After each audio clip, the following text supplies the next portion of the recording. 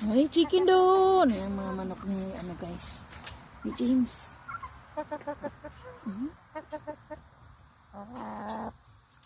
May cute tinola. Soon.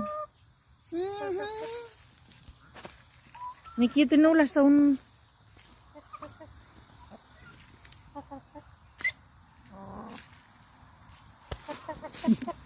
Malaki na yung manok ni James, oh. Hi, chicken! Ayan, guys.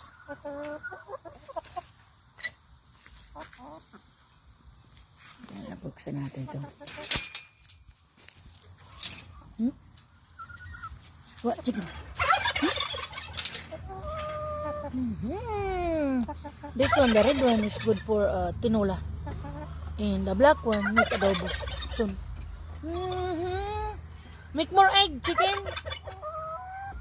Yeah, make more egg. Turkey is there too.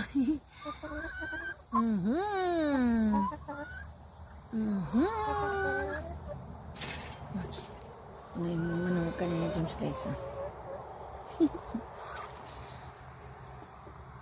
Adobo.